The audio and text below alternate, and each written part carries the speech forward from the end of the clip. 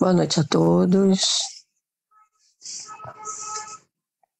Boa noite aos amigos, às amigas. Boa noite, Rose. Boa noite, querida. Esse é a nossa reunião pública, virtual. Reunião oferecida pela Casa de Batuíra, instituição espírita localizada no Gradim, São Gonçalo. O nosso convidado hoje, nosso palestrante convidado hoje, é o amigo Hélio Ribeiro. E nós damos boa noite a ele. Boa noite, Rosa. Boa noite a todos e todas. E nós perguntamos qual vai ser o tema, Hélio. 165 anos da doutrina espírita no mundo. Muito bacana, né? Um tema bem interessante para a gente participar.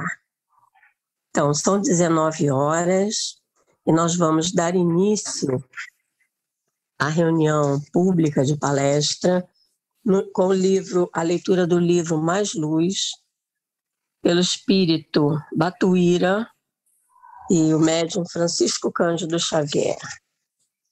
Mediunidade com Jesus.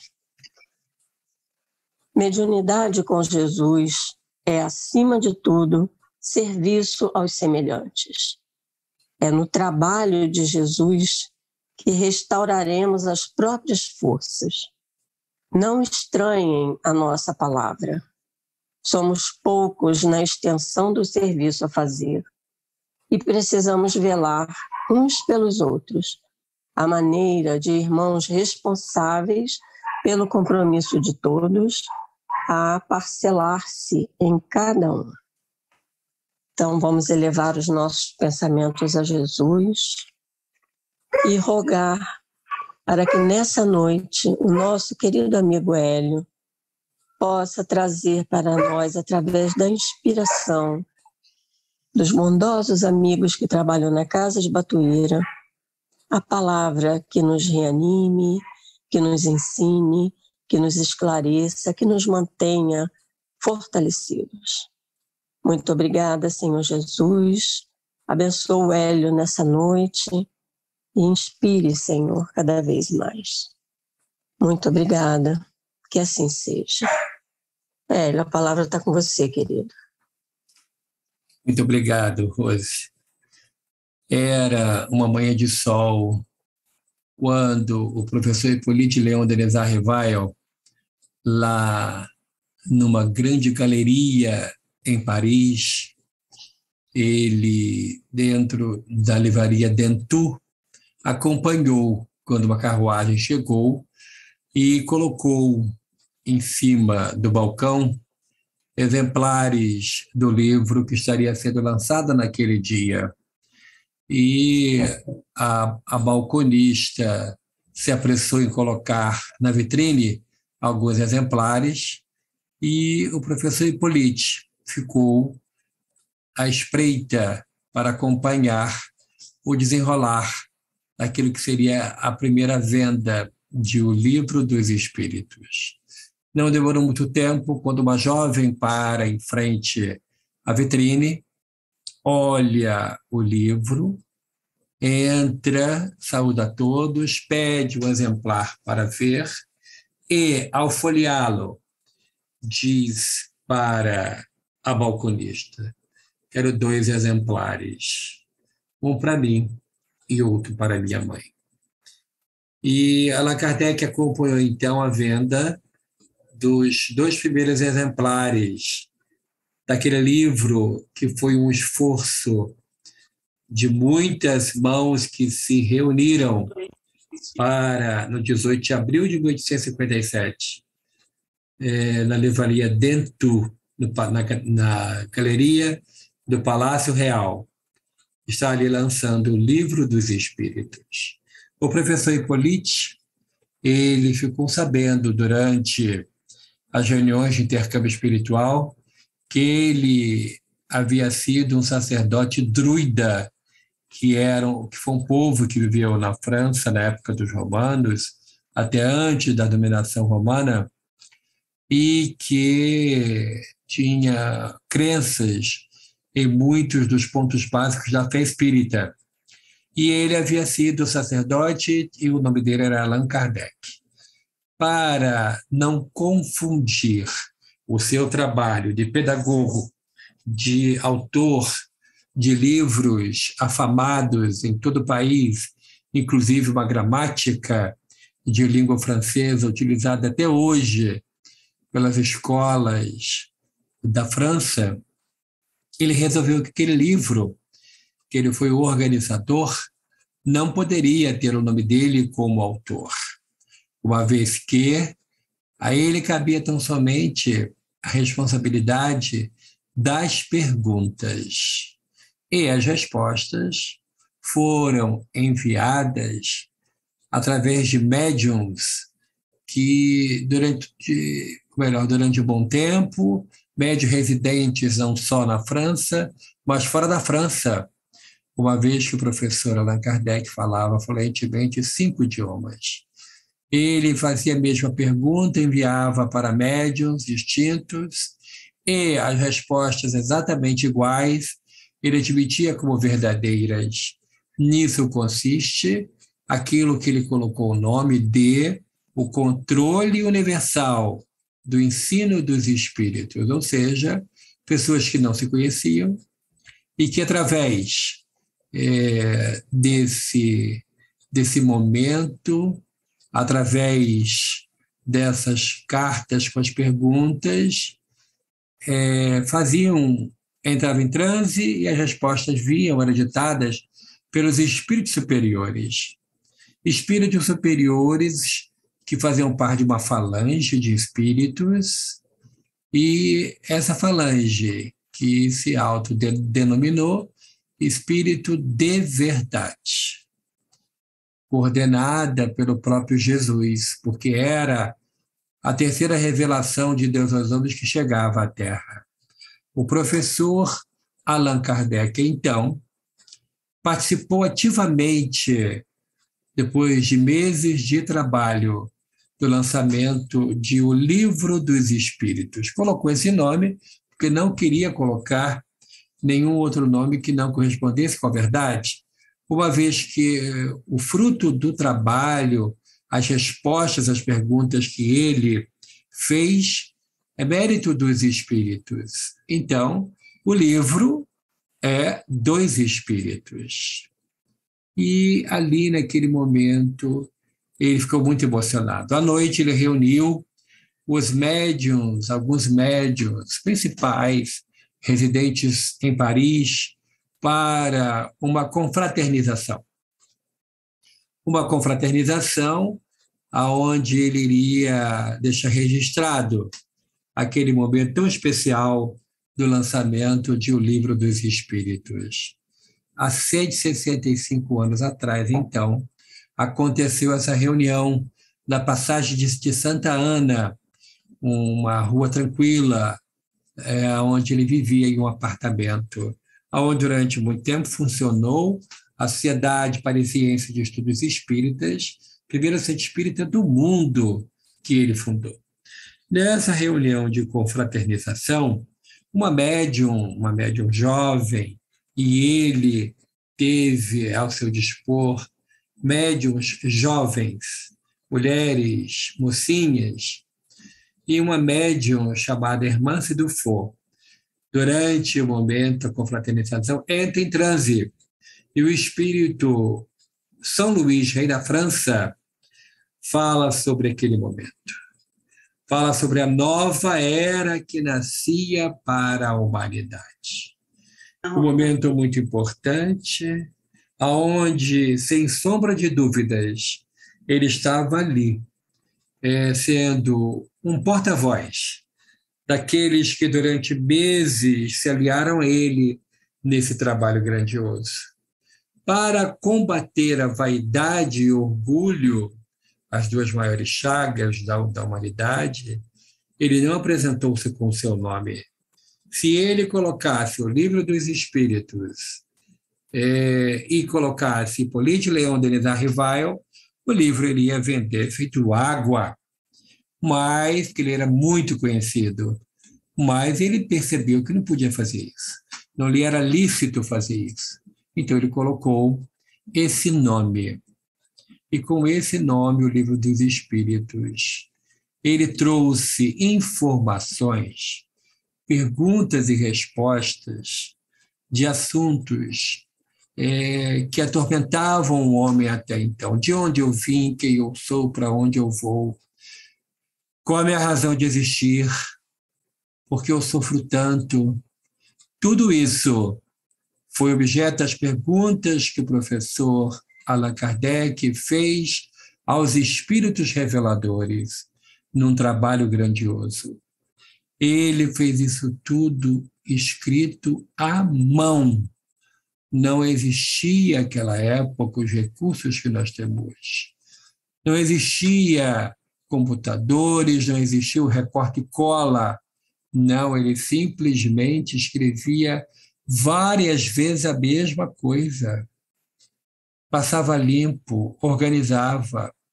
As perguntas e as respostas, ele começou a organizar, passando a limpo todas. Chegavam com cartas e ele começou a passar limpo as perguntas e as respostas. E nisso ele deu 12 cadernos de perguntas e respostas.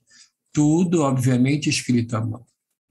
E, numa noite bem fria, ele estava meditando em casa.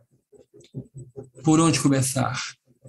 Tantos assuntos, tantas informações. O que eu vou colocar como pergunta número 1 de O Livro dos Espíritos? Como que eu vou organizar isso? Começo pela parte que fala da natureza dos espíritos. Começo pela parte que fala dos gozos e penas eternas. Por onde eu começo? Qual seria a ordem?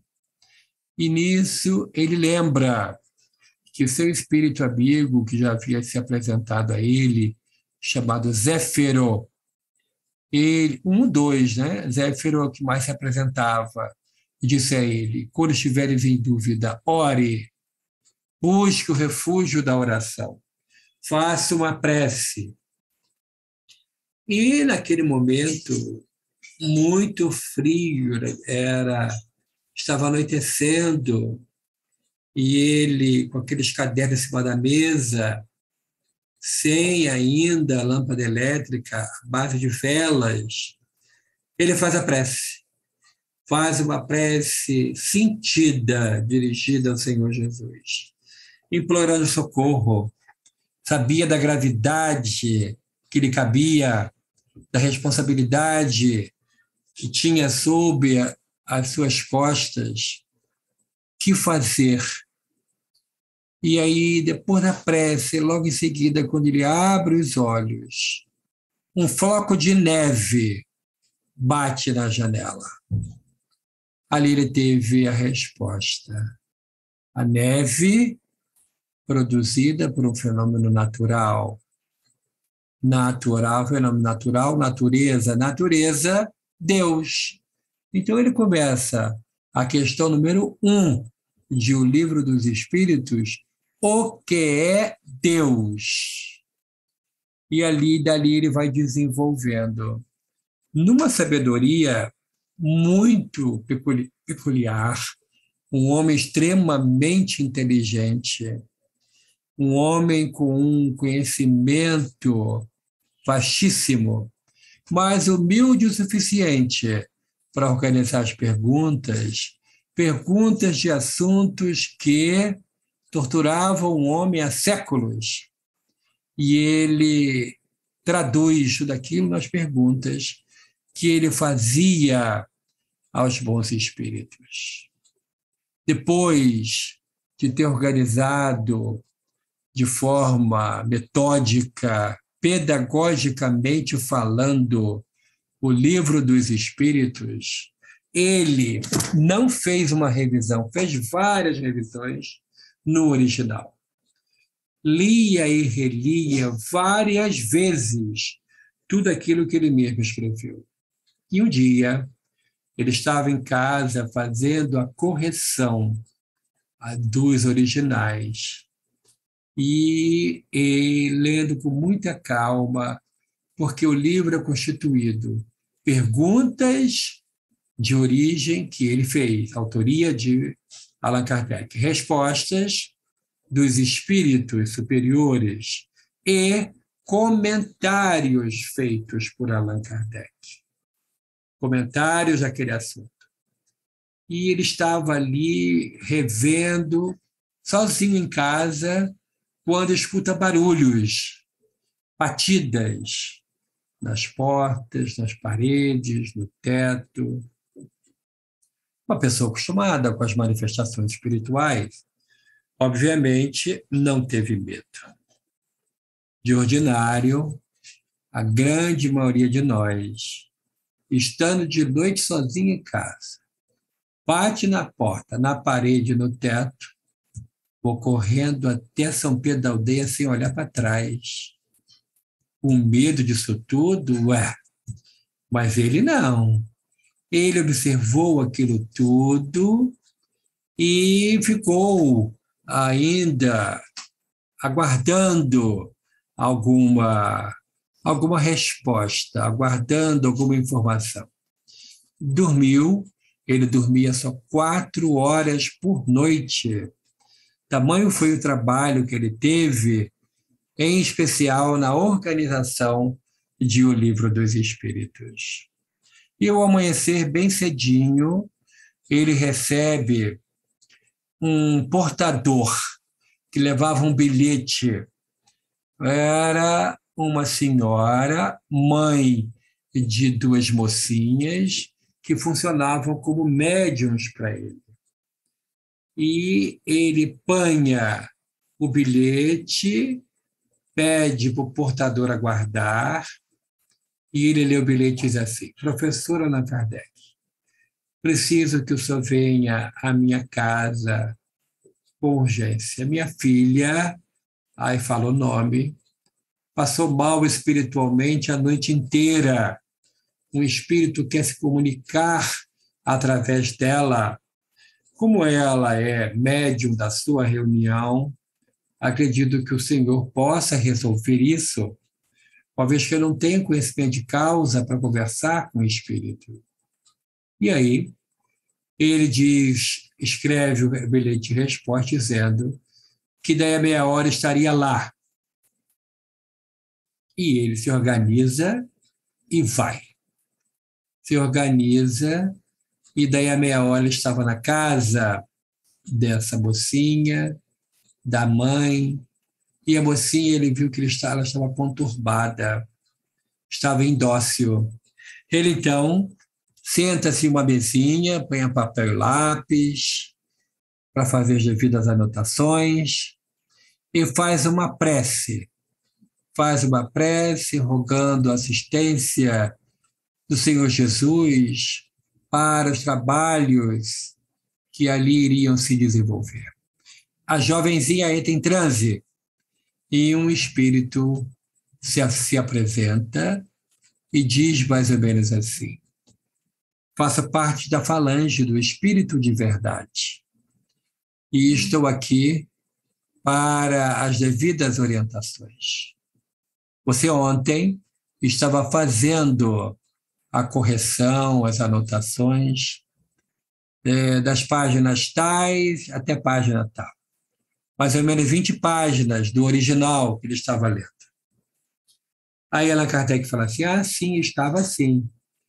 Foi o senhor que estava em minha casa, batendo, dando sinais, fazendo as batidas, e o espírito diz: sim, eu que estava em sua casa.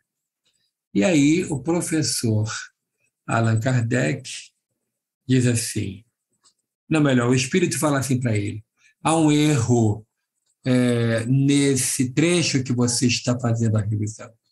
Um erro grave, e é necessário que você corrija.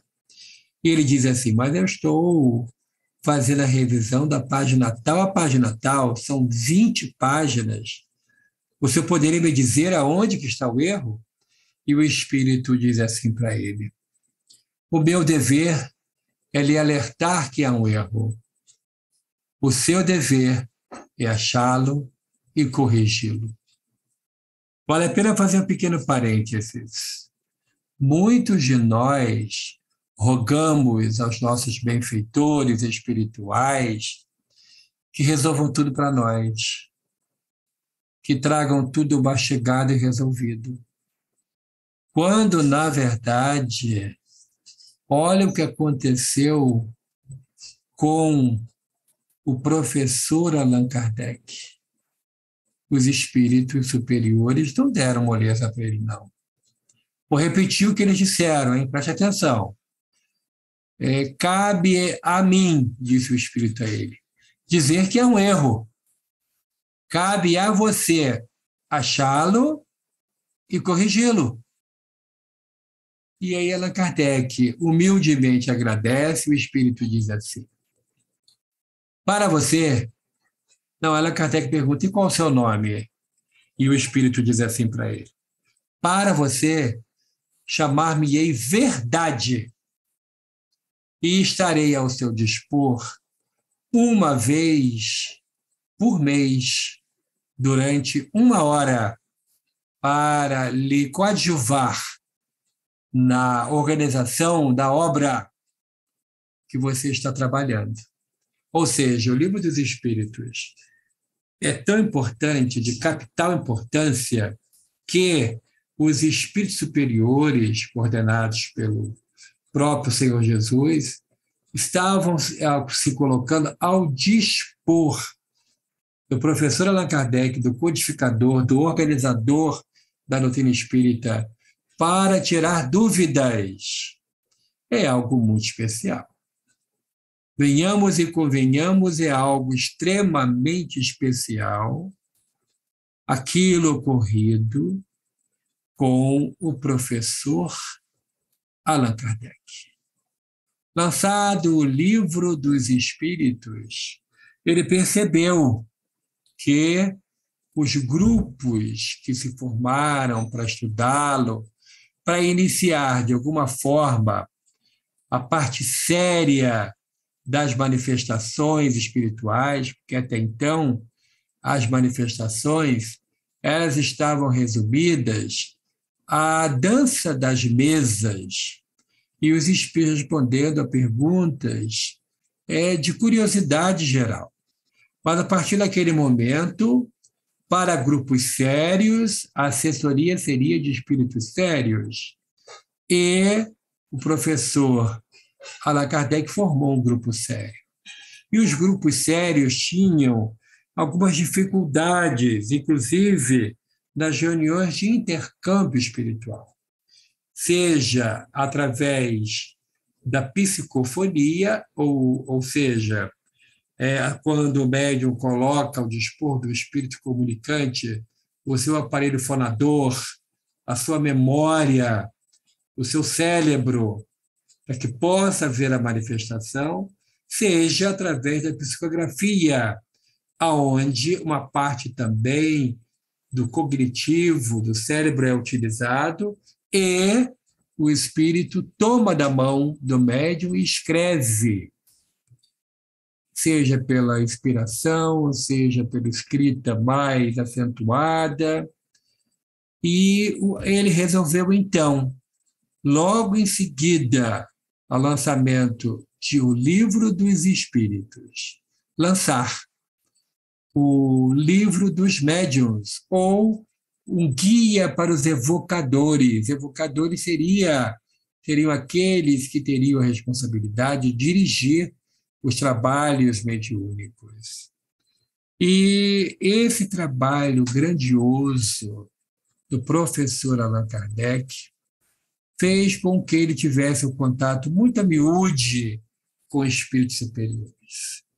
E um dia, consta lá no livro Obras Póstumas, que foi organizado pelo seu secretário particular, logo após a sua desencarnação, em 31 de março de 1869.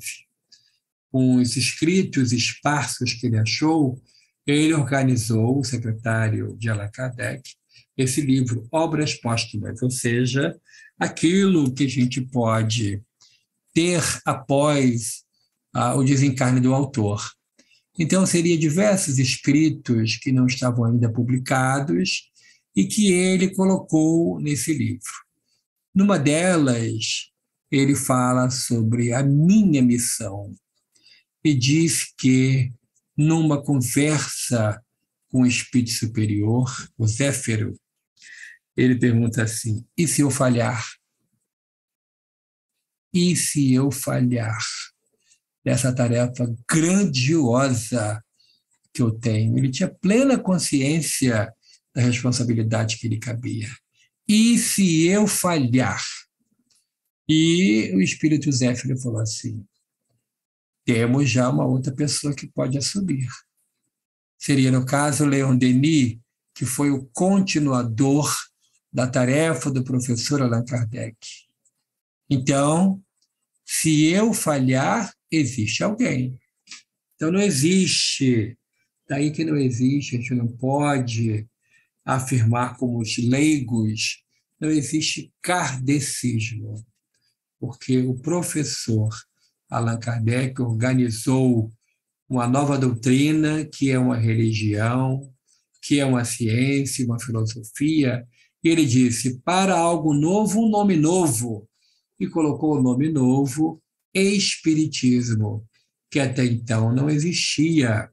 Ele criou esse nome. E com base nessa criação, desse algo novo, ele trouxe para nós a doutrina espírita. Muito mal compreendida, mesmo ultrapassados 165 anos de existência na Terra. Muito confundida até a presente data. Em dezembro de 1891, o governo republicano da recém-proclamada República do Brasil promulga o Código Penal, o primeiro Código Penal da República, porque logo após o golpe militar que tirou o imperador Pedro II do poder, e os militares assumiram e fizeram a República, eles começaram a organizar e a atualizar todas as leis para que pudesse ter a lei de acordo com o novo modo de entender a República, e não mais uma monarquia constitucionalista, onde o imperador ele dirige a nação e o primeiro-ministro, que é nomeado pelo Poder Legislativo, governa o Brasil. Essa monarquia constitucionalista deixou de existir e passou a existir a República. E com o lançamento, a promulgação do primeiro Código Penal da República, existe lá um artigo que disse que era proibida a prática de espiritismo. Tamanha era a ignorância do que seria a doutrina espírita. O espiritismo foi proibido de funcionar em solo brasileiro. Já tínhamos, desde 1881, a Federação Espírita Brasileira.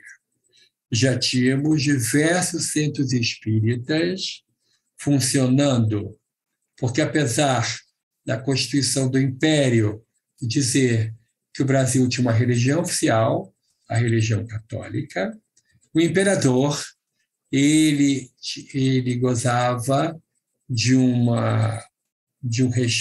respeito, e ele respeitava também as outras religiões. Ele tinha uma tolerância religiosa com as outras religiões, tanto que a Igreja Protestante surgiu em 1884.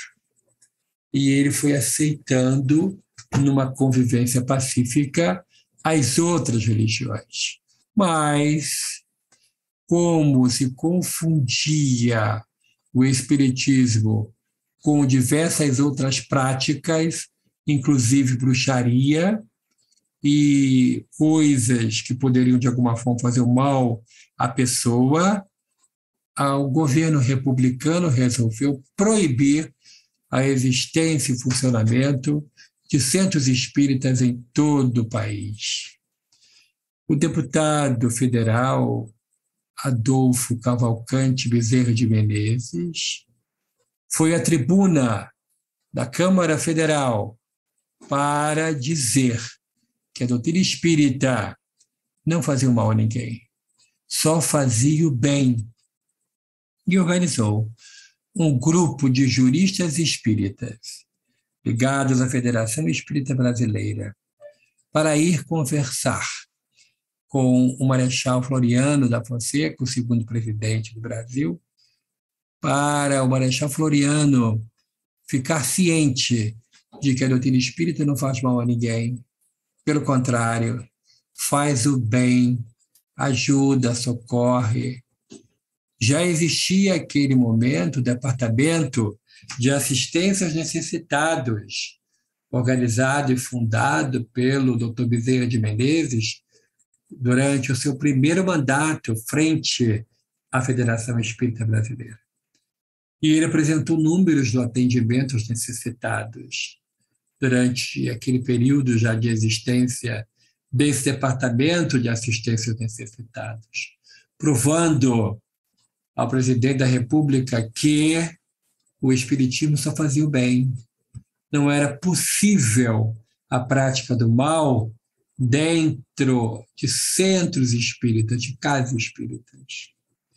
E depois dessa audiência, houve a modificação do Código Penal para excluir a proibição da prática da doutrina espírita. Essa proibição voltou a acontecer durante o período da ditadura de Getúlio Vargas, quando foram falar para Getúlio, logo após a implantação da ditadura, que os espíritas estavam fazendo bruxaria para ele. Ele então mandou fechar todos os centros espíritas. Mais uma vez, juristas espíritas vão ao Palácio do Catete. E durante 4 horas, no verdadeiro movimento de doutrinação de espíritos, esses juristas conseguem provar e comprovar ao presidente Getúlio Vargas que a doutrina espírita não faz mal a ninguém. Pelo contrário, faz o bem. Nesse período, então, aonde a doutrina espírita estava se firmando como uma opção religiosa, corria-se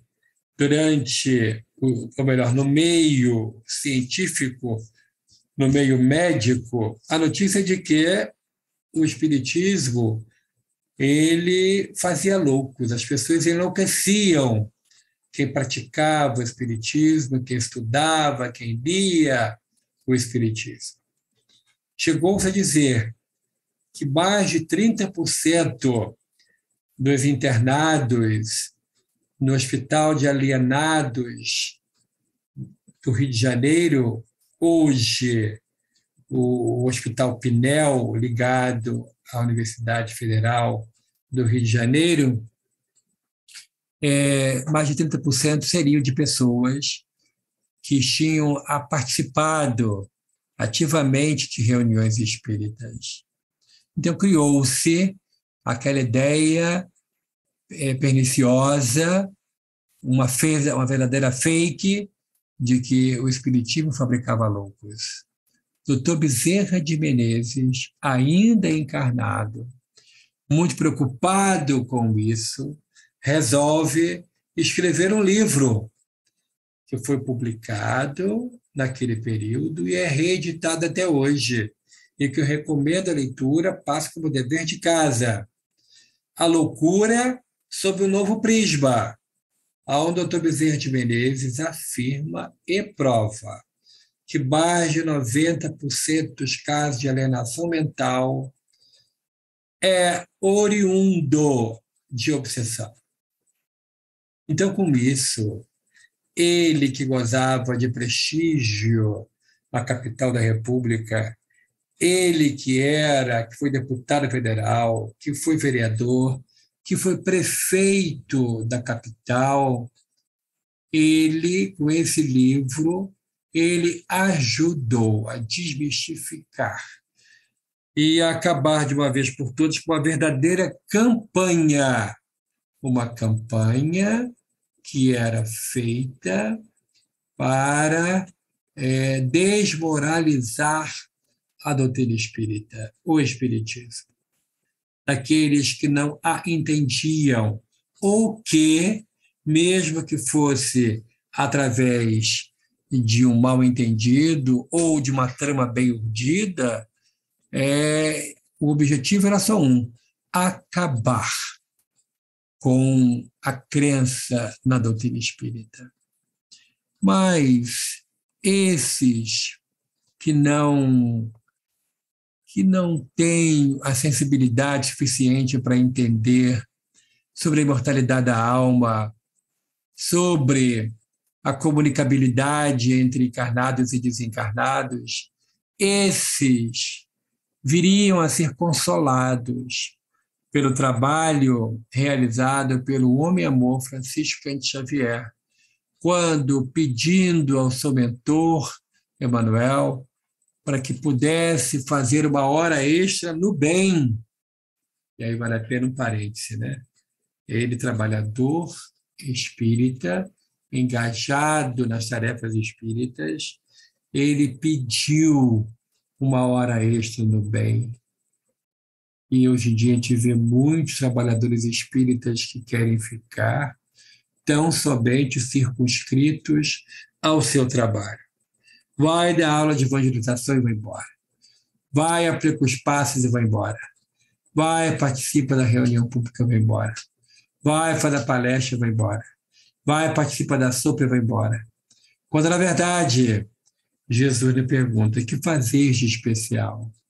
De especial, Francisco Cândido Xavier, sensibilizado com o grupo de mães que lhe procurou, ele pergunta ao seu benfeitor, Emmanuel, se ele poderia dispor de algum horário para que pudesse funcionar como um carteiro entre os dois planos da vida. E Emmanuel disse que, nas 2 noites que ele tinha livre, fora do compromisso que ele tinha com o livro espírita, ele poderia fazer aquilo que ele quisesse, mas que fizesse algo de construtivo, ou seja, nada de ócio, algo de construtivo.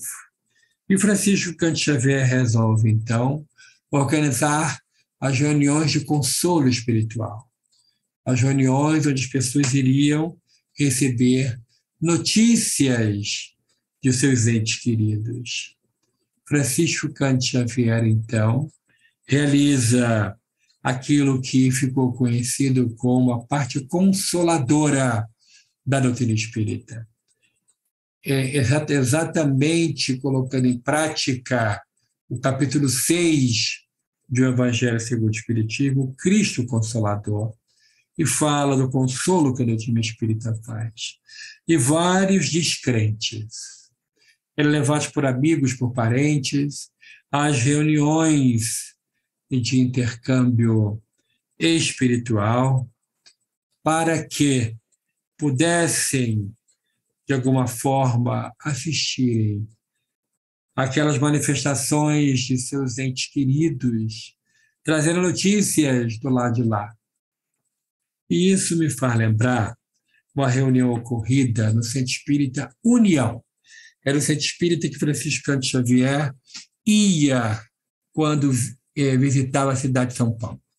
Um Centro Espírita com um salão imenso, com capacidade para centenas de pessoas, e um grupo de descendentes de italianos residentes na cidade de São Paulo, junto com alguns italianos, membros dessa família, que estavam ali visitando-os, resolveram ir visitar participar da reunião de consolo organizada pelo Centro Espírita União na cidade de São Paulo, aonde Francisco Cândido Xavier iria se colocar ao dispor.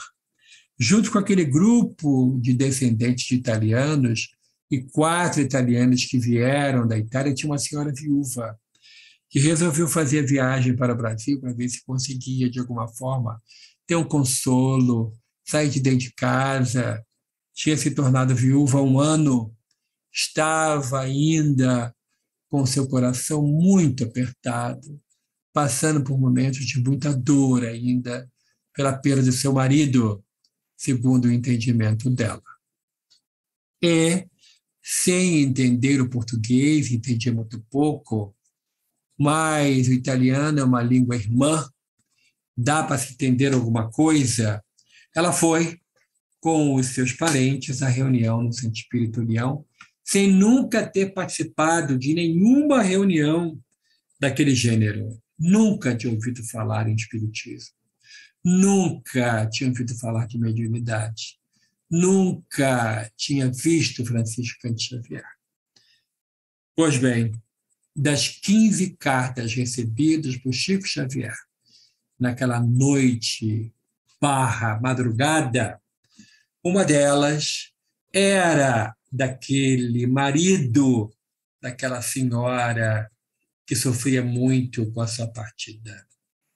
Em italiano, sem que Francisco Cândido Xavier entendesse aquela língua. A carta toda em italiano, Francisco Cândido Xavier pediu ao auditório se tinha ali alguém que pudesse ler e traduzir, ao mesmo tempo para o português, aquela mensagem que chegara em italiano. Um dos familiares daquele grupo de 15 pessoas se ofereceu, foi lá na frente para apanhar a carta e começar a ler. Começou a ler em italiano, lia uma frase, parava, traduzia para o português. E assim foi até o final. Quando chegou ao final, ele leva um susto e quase cai desmaiado quando ele vê a assinatura daquele que era o seu tio, Giuseppe. E ele ficou impressionado com aquilo. Ele, que não acreditava em nada, começa a chorar.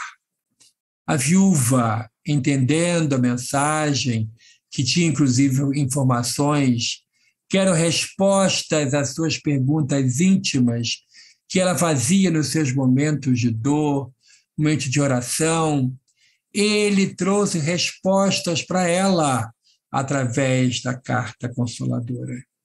E aquela mensagem calou fundo naquele grupo de italianos e de descendentes italianos. A viúva chorava e ria ao mesmo tempo.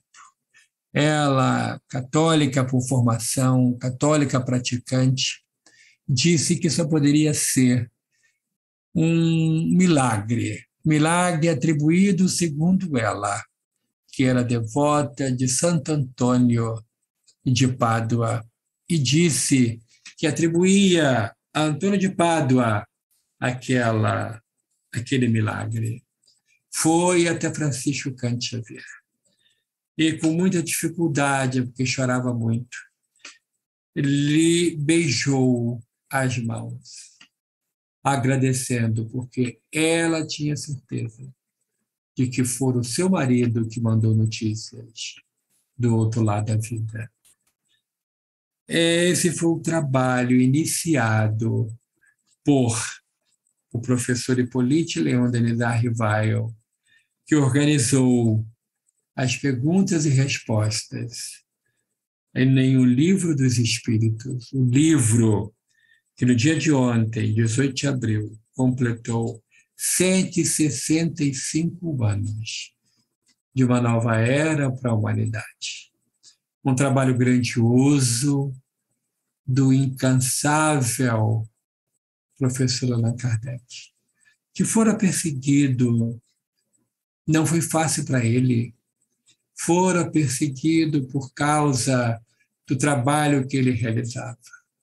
Muito mal compreendido por outras pessoas, uma vez que a Igreja da França começou a persegui-lo. Começou a persegui-lo devido às informações trazidas pela doutrina espírita, que não admitia a infalibilidade papal. Era uma outra forma de entender o divino. Algo que era bem diferente das igrejas tradicionais, católico e protestante. Trazia para nós a possibilidade do raciocínio, trazia para cada um de nós a responsabilidade pelo nosso futuro espiritual, a cada qual segundo as suas obras. E através da lei de causa e efeito, ficou claríssimo para todas as pessoas, para todos nós, dessa possibilidade que todos nós temos de fazer parte, de maneira muito acentuada, do nosso futuro. Porque cabe só a cada um de nós aquilo que vai ser de nossas existências, o rumo que dermos aos nossos dias, o bom ou o mau uso do nosso livre-arbítrio. A doutrina espírita, organizada pelo professor Allan Kardec, descortina à nossa frente a lei de causa e efeito, a lei de ação e reação. Traz para nós, como sendo lei natural e de maneira progressiva, a lei da reencarnação. Devido a não ser uma religião formal, a não ter nenhuma possibilidade de ser algo formal, não ter um clero formalizado, não ter um ritual, ela foi muito mal compreendida. E algumas pessoas até hoje não conseguem aceitá-la como uma opção religiosa. Por não ter uma manifestação de fé pública, por não ter um momento de um batismo, por exemplo, onde poderia acontecer uma, entre aspas, conversão, e a partir daquele momento a pessoa poderia dizer-se espírita, o professor Allan Kardec trouxe a liberdade de agir. E nós nos dizemos espíritas a partir do momento que a doutrina espírita sai de nós. A partir do momento que começamos a entender, a aceitar a doutrina dos espíritos como algo real, inquestionável, algo que cada um de nós pode ter a oportunidade de crescer. O crescimento espiritual depende tão somente de nós. Transfere para cada um de nós a responsabilidade do nosso futuro espiritual. Então não cabe mais à igreja a nossa salvação. Ou, melhor dizendo, numa linguagem espírita, não cabe mais a alguém, a um terceiro, ou a uma instituição, a uma religião, a nossa salvação. Cabe, sim, a cada um de nós através do nosso trabalho, as nossas obras, do bem que fizermos.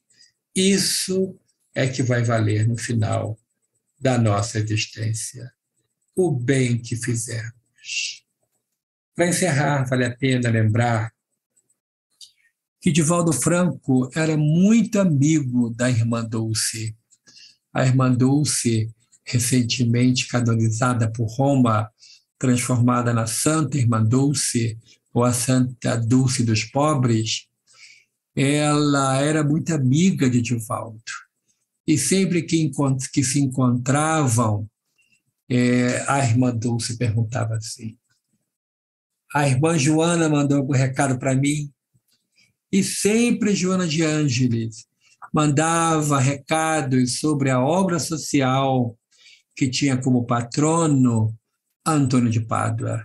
O Hospital de Santo Antônio fundado e organizado pela Irmã Dulce, teve muita contribuição das mensagens que a Joana de Ângeles, que também fora freira na Terra, mandava para a Irmã Dulce. Eis, meus irmãos, minhas irmãs, uma prova de respeitabilidade, de confiança, de amor entre os profitentes de religiões diferentes. Que possamos, então, meus irmãos, nesses 165 anos de lançamento de O Livro dos Espíritos, colocarmos em prática aquilo que a gente lê, aquilo que a gente estuda, e não ser espírita até onde convém. Até onde não me tirar da minha zona do conforto, eu sou. Mas me tirar da minha zona do conforto, aí já não sou. Nesse período pandêmico foi divulgado amplamente, muita gente foi beneficiada com as atividades online, com essa nossa agora. Mas não é só isso. A frequência Casa Espírita é indispensável. Nada substitui a Casa Espírita. Então, eu faço um convite a você. A nossa casa e outras tantas casas já retornaram com as atividades presenciais. É responsabilidade grandiosa do dirigente espírita abrir as portas do centro, porque existem muitas pessoas em sofrimento. A Casa Espírita consola, socorre, esclarece.